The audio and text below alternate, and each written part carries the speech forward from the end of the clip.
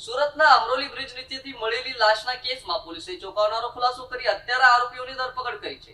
Mobile બાબતે થયેલી બોલાચાલીમાં મિત્રે જ લાકડાના ફટકા મારી યુવકની હત્યા કરી હોવાનું પોલીસ તપાસમાં સામે આવ્યું છે.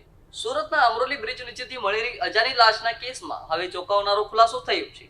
શરૂઆતમાં પોલીસે અકસ્માત મોતનો ગુનો નોંધી તપાસ શરૂ કરી હતી, પરંતુ પોસ્ટમોર્ટમ રિપોર્ટમાં મૃતકના માથાના ભાગે ગંભીર ઈજાના નિશાન સામે આવતા સમગ્ર મામલો હત્યામાં પલટાયો હતો. ઘટનાને પગલે વિસ્તારમાં ચકચાર મચી ગઈ હતી. અમરોલી પોલીસે ગણતરીના દિવસોમાં જ ગુનાનો ભેદ ઉકેલી હત્યારા આરોપીની ધરપકડ કરવામાં સફળતા મેળવી છે. પોલીસ તપાસ દરમિયાન સામે આવ્યું છે કે મૃતક અને તેનો મિત્ર રમેશ ઉર્ફે પાયલટ વચ્ચે મોબાઈલ બાબતે સામાન્ય બોલાચાલી થઈ હતી. બોલાચાલી દરમિયાન મામલો ઉગ્ર બનતા આરોપીએ લાકડાના ફટકા મારી મિત્રને ગંભીર ઈજાઓ પહોંચાડી હતી. હુમલા બાદ આરોપી ઘટના સ્થળેથી ફરાર થઈ ગયો હતો અને ઈજાગ્રસ્ત યુવકને સારવાર માટે હોસ્પિટલ ખસેડવામાં આવ્યો હતો, જ્યાં તબીબોએ તેને મૃત જાહેર કર્યો હતો. ત્યારબાદ પોલીસે ટેકનિકલ સર્વેલન્સ, બાતમીદારો અને અન્ય પુરાવાના આધારે તપાસનો દોર તેજ કરી આરોપી સુધી પહોંચી હતી અને પોલીસે મૂળ રાજસ્થાનના બાંસવાડનો અને સુરતમાં મજૂરી કામ કરતો આરોપી રમેશ ઉર્ફે પાયલટને ઝડપી પાડી વધુ પૂછપરછ શરૂ કરી. સમગ્ર મામલે એસીપી મિરન મોદીએ માહિતી આપતા જણાવ્યું હતું કે આરોપી સામે કાયદેસરની કાર્યવાહી હાથ ધરવામાં આવી છે અને ઘટનાના તમામ પાસાઓની તપાસ ચાલી રહી છે. ગત તારીખ 16/5/2026ના રોજ અમરોલી પોલીસ સ્ટેશનમાં એક એડી દાખલ થઈ હતી.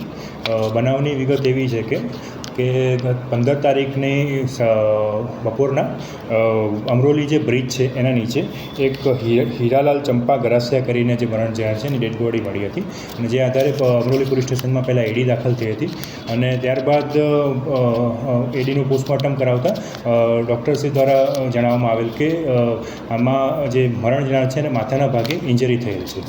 જે આધારે પોલીસને સસ્પિશિયસ લાગતા પોલીસે આગળ તપાસ ચાલુ કરી હતી. અમરોલી પોલીસ દ્વારા ટેકનિકલ એનાલિસિસ અને હ્યુમન રિસોર્સની મદદથી આની તપાસ ચાલુ કરવામાં આવી હતી, જેમાં એક આરોપી જે છે રમેશ ઉર્ફે પાયલટ પારસિંગ ગરાસિયા, જેની પોલીસે કડક શબ્દોમાં પૂછપરછ કરતાં જાણવા મળેલ કે આ બે વચ્ચે 15 તારીખના બપોરે મોબાઈલ બાબતે એક સામાન્ય બોલાચાલી થઈ હતી, જેમાં જે આરોપી છે એને લાકડાનો એક ફટકો મારેલ હતો મરણ જનારને, જેના કારણે મરણ જનારનું મૃત્યુ થયું હતું. ત્યારબાદ પોલીસે આરોપીની ધરપકડ કરેલી છે અને આગળની કાર્યવાહી અમરોલી પોલીસ દ્વારા ચાલુ છે. આરોપીના ઉપર પહેલાંથી પણ ગુનાહિત અત્યાર સુધીની અમારી તપાસમાં કોઈ આરોપીના વિરુદ્ધમાં અત્યારે કોઈ પહેલાંનો કોઈ ગુના દાખલ થયેલા નથી. આરોપી શું કામ કરે?